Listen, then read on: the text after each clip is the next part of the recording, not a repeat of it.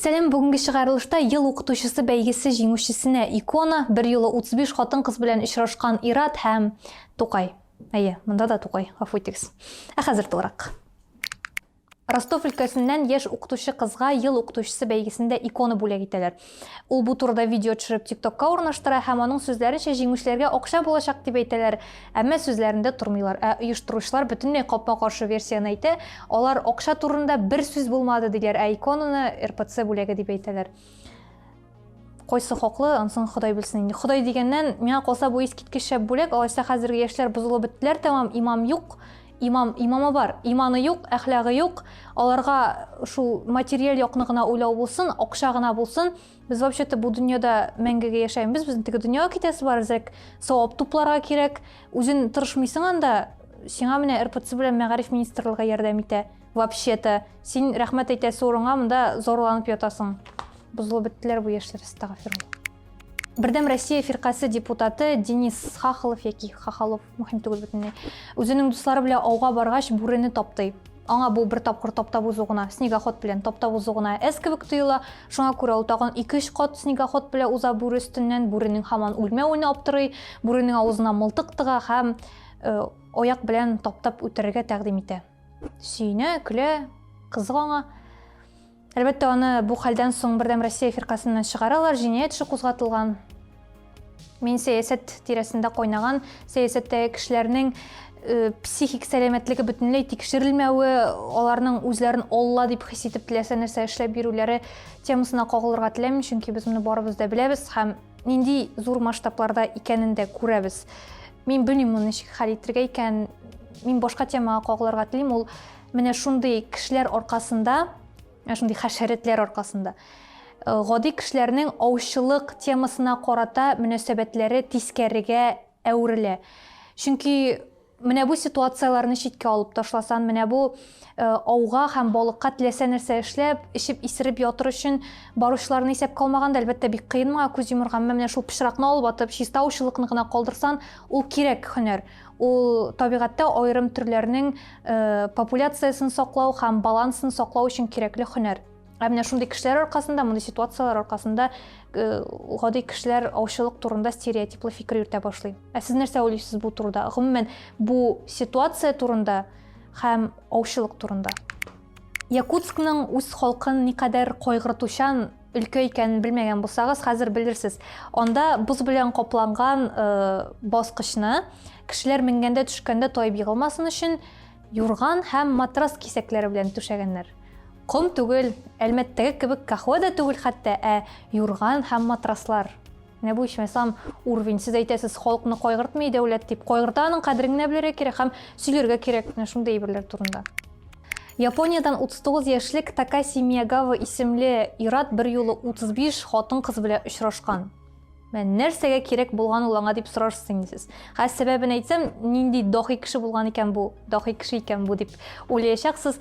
Сәбәбе бик гади. Ул хатын кызлар белән очрашкач, үзенең туган көне турында сөйләгәндә төрле даталар әйтә һәм шул рәвештә аңа бик күп бүләкләр килә. 35 бүләк һәм әлеге бүләкләрнең суммасын, кыйммәтен якынча шутлап чыгарганнар, ул $1000 тирәсе һәм шуңа өстәп әле заказга тегелгән кыйммәтле костюм һәм шалбарлар. Күпме вакыт бу хатын кызларны алдап йөргәнлеге билгесез, әмма бер хатын кыз нәрсәдер чиста түгел икәнлеген сизеп ала, полициягә мөрәҗәгать итә, аны тоткарлыйлар һәм алдашу, мошенничество буенча тикшерү эше башланган.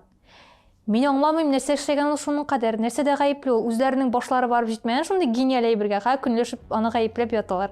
Бүләгенә бәйле 1000 дип әйттем бит инде, $1000 тирәсе. Бу туган көне генә әле. Сез күз алдыгызга китергез, яңа ел алдыннан нинди хәлләр булды икән анда. Халыкара Төрки Академия президенты Дархан Кадырали Тукай урамы илнең һәр шәһәрендә булырга тиеш дип белдергән. Мин бөтенләй вакланып тормаска тәкъдим итәм һәм безнең башкалабызны да Казаннан Тукайга алыштырык исемен.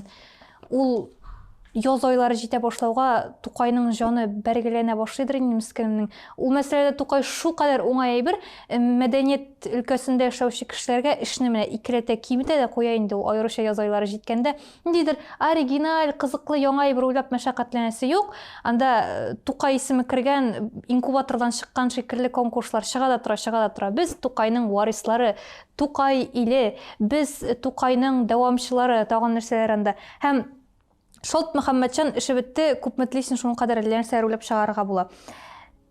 Шундый вакытта уйлыйсың инде Әлиори Тукай бар, имәләр инде рәхәтләнеп сөте күпме җитер тагын. Аннары шунсы да бар бит әле аның. Менә бу Казак абые, кем әле бу? Дархан Кадрали. Мин аны күпмедер аңлыйм да, чөнки син ниндидер зур чарага кирип утырасың, менә Тукайга багышланган чарада инде. Син бик скептик һәм бик циник булырга мөмкинсең, әмма менә ул пафос сиңа басым ясый башлый бик каты, чөнки син утырасың, музыка, шундый фанфаралар, алкышлар, шундый ялкынлы сүзләр, бөтенесе шундый җитди костюм шалбардан һәм сиңа микрофон китереп тоттыралар да, син шундый әйдәгез Россиянең бөтен шәһәрендә Тукай исеме булган урам булырга тиеш. Ут нәрсә әйттем мин? Һәм син үзең дә аңламыйча каласың, үзең нәрсә сөйләгәнне. Минем үземнең андай бер кичергән бар, шундый зур чараларда менә ул пафос сиңа бик каты тәэсир итә һәм син әз генә бирешеп китергә мөмкинсең. Һәм белмим, Пушкинны бу кадәр көчләгәннәр микән, ул Тукайны көчләгән кадәр.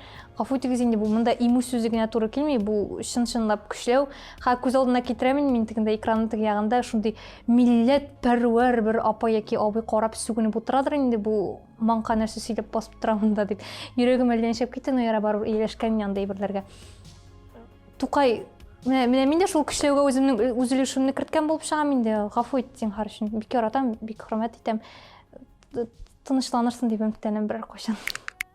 Һәм безнең яңа сәхифә барлыкка килде бит алдагы чыгарылышта. Атна җыры һәм бу атна җыры, әлбәттә, ул чыкканга бер атна булмады әле, әмма мин аны шактый тыңлыйм инде чыкканнан бирле. Ул Илина Ситикованың Хот дигән җыры. Тыңламаган булсагыз, тыңлап карагыз.